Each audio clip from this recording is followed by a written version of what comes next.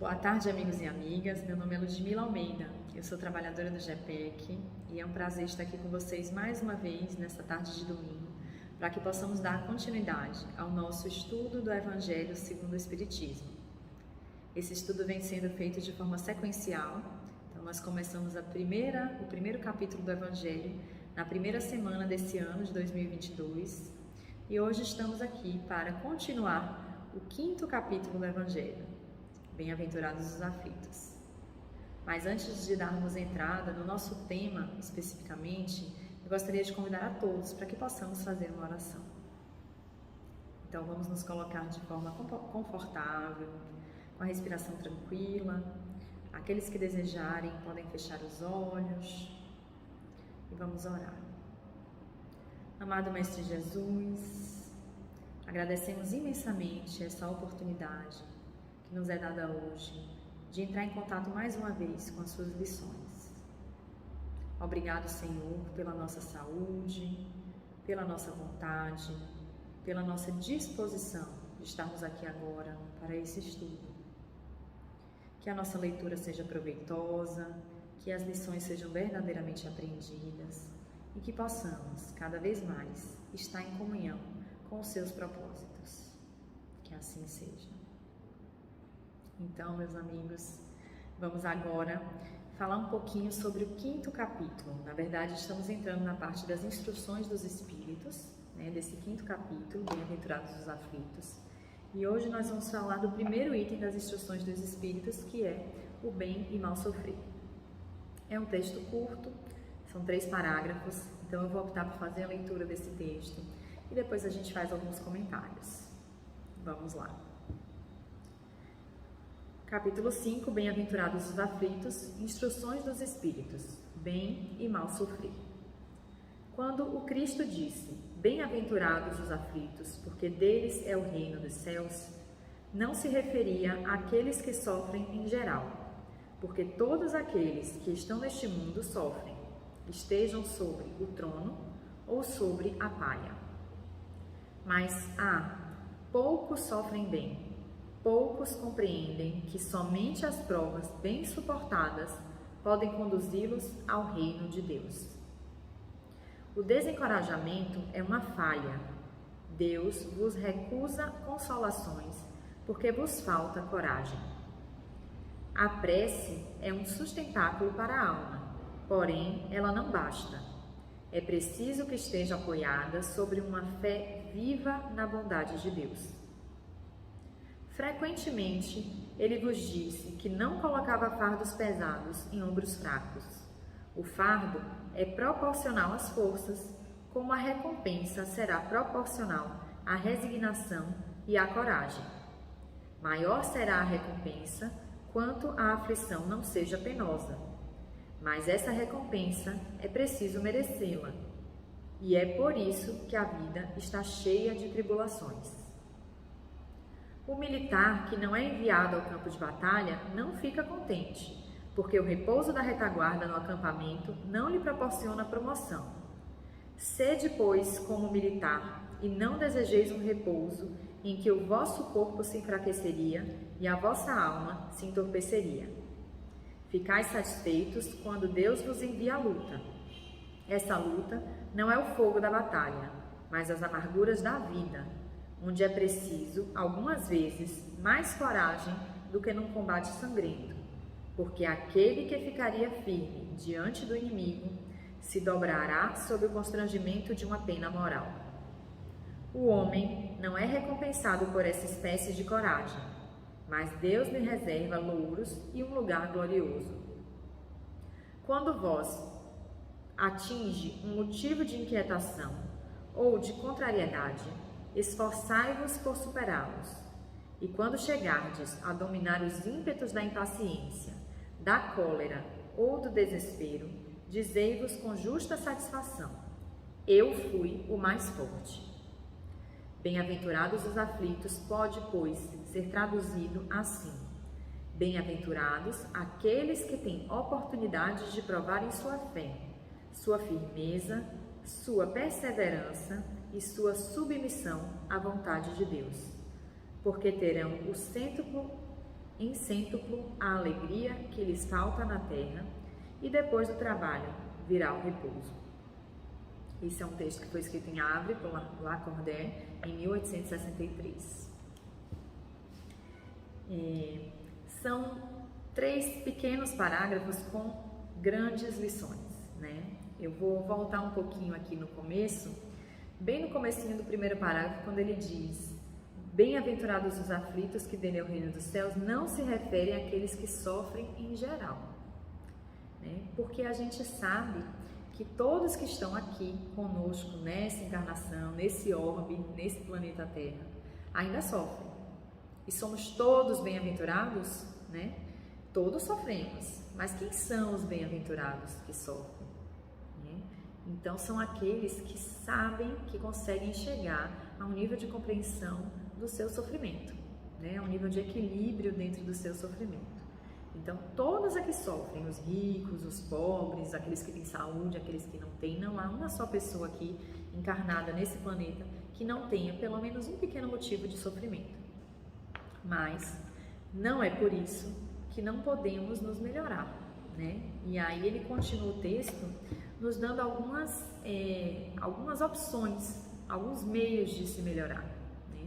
Primeiro ele fala da fé. Mas não é qualquer fé, não é qualquer oração. É a fé viva na bondade de Deus, né? Se nós já conhecemos Deus, se nós já sabemos que Ele é um ser soberanamente justo e bom, nós precisamos entender que esse momento que passamos é permitido por Ele, né? Não há nada que ocorra no mundo que não seja aprovado e permitido por Deus. Então, se estamos aqui agora, passando por determinada situação de sofrimento, é com sua permissão.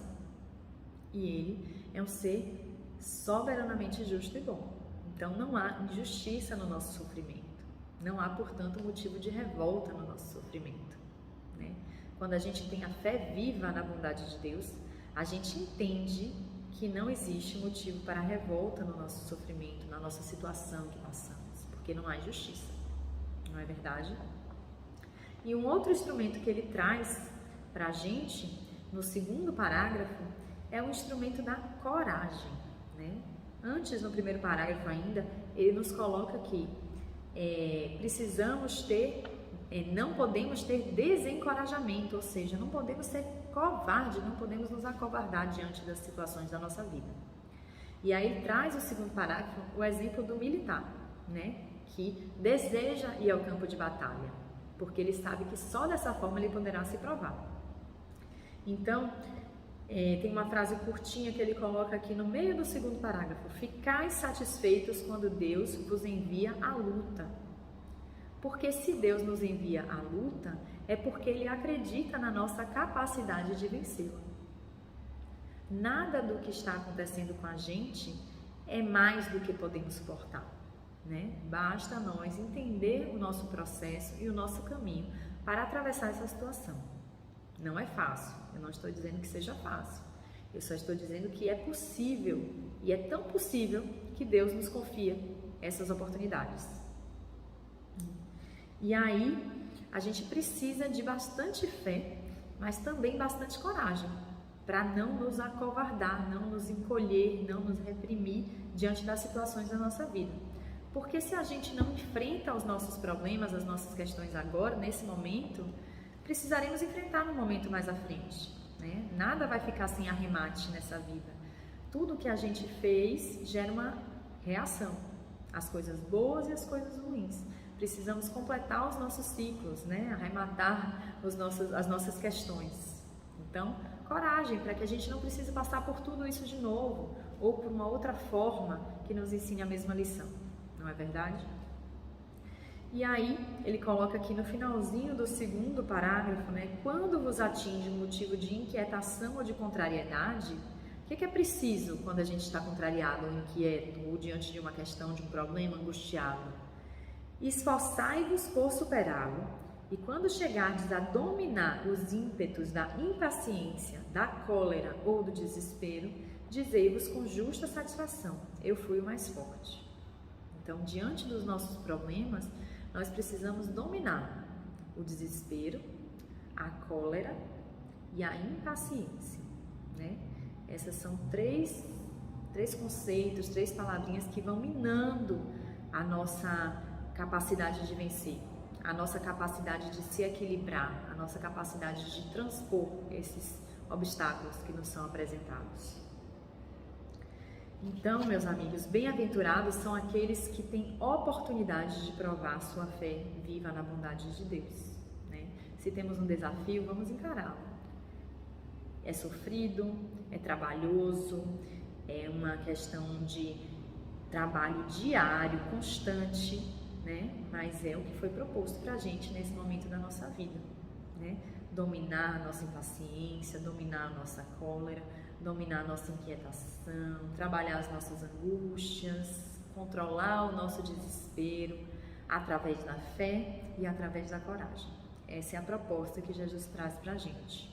E essa fé e essa coragem vão levar a um equilíbrio interior, porque nós não podemos controlar o externo, né? Nós não podemos acabar com todos os problemas do mundo, mas nós podemos nos melhorar para enfrentar esses problemas do mundo, que o mundo nos traz, né? Que a nossa vida nos traz, que os nossos companheiros de vida, que a nossa situação, que a nossa comunidade nos traz. Então, a fé, a coragem vão levar a esse equilíbrio, vão levar a essa firmeza, vão levar a essa perseverança. E é isso que precisamos, de perseverança para poder atravessar esses momentos em que estamos, porque, como diz o próprio texto do Evangelho, virão dias melhores chegarão. Assim que atravessarmos essa tempestade, virão dias melhores. E não estamos sós, porque como falou bem o comecinho desse item, todos aqui estão passando por turbulências nas suas vidas. Todos, não há um só sobre a terra que esteja em plena felicidade, porque a felicidade ainda não é desse mundo. Então, meus amigos, eram essas reflexões que eu queria trazer, de encorajamento, de força, de calma, de fé, para que a gente possa, no nosso dia a dia, e a cada dia, a cada passo, construindo o nosso futuro melhor, nosso e de todos aqueles que estão à nossa volta. Vamos fazer então a nossa oração final, agradecendo. Ó Pai Celestial, muito obrigado por esses ensinamentos, por essas palavras, por esse escrito que nos é trazido, por essas reflexões, que possamos verdadeiramente internalizar, que possamos verdadeiramente pôr em prática, Senhor. Abençoa, Senhor, também aos nossos familiares, aos nossos amigos, à nossa comunidade. Abençoa, Senhor, todos aqueles que estão precisando de ajuda nesse momento, que estão passando por situações delicadas, sejam elas de ordem física, espiritual, moral, aqueles que estão hospitalizados, aqueles que estão em situação de miséria, aqueles que estão sofrendo as dores da culpa, do desespero, as dores trazidas pelo egoísmo, pelo ódio, que todos eles sejam confortados dentro das suas possibilidades. Abençoa, Senhor, a nossa instituição, o GEPEC, o Grêmio Espírita Perseverança e Caridade, para que possamos continuar fazendo esses trabalhos de estudo, de crescimento, e que possamos retornar no próximo domingo, dando continuidade a esse estudo do Evangelho. Que assim seja. Muito obrigada a todos que estiveram aqui hoje comigo e gostaria de convidar para que continuassem todos os domingos à tarde aqui no canal do YouTube do GEPEC, fazendo esse roteiro de estudo sequencial do Evangelho segundo o Espiritismo. Até a próxima!